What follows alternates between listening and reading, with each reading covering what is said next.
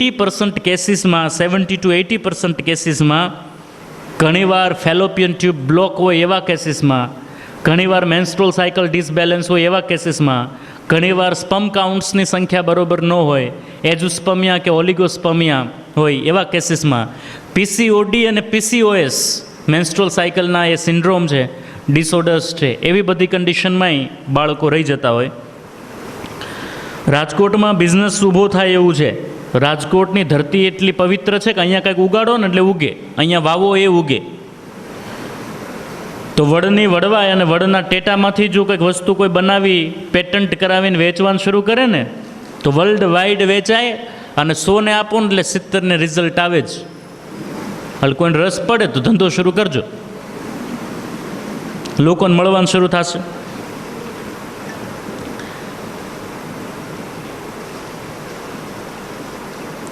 બાળકોને જન્મ પછી એક સમસ્યા હોય છે, એ સમસ્યા હોય છે સસણીની.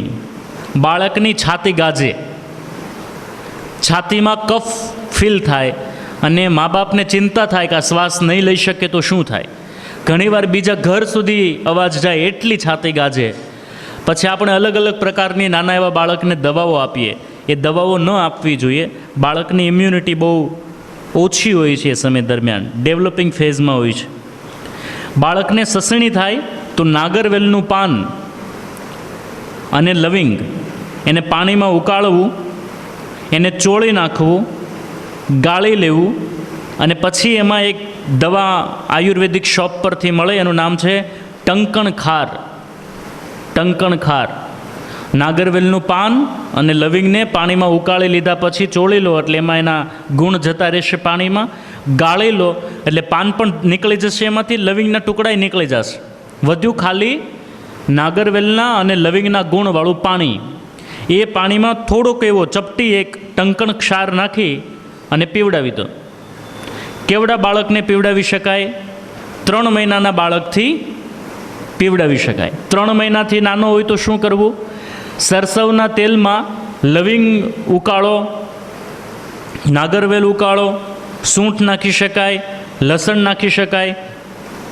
એને થોડું ગરમ કરી ગાળી લો અને હુંફાળું તેલ એની છાતીના ભાગમાં અને પીઠના ભાગમાં ઘસો એટલે મોટા ભાગે એ કફ બધો છૂટો પડી જતો હોય છે. અને એની પછી રોજ એને હરડે અને મધ આપો. હરડેનો ઘસારો અને મધ, તો છાતીમાં છૂટો પડી ગયેલો કફ એ ઝાડા વાટે નીકળી જશે.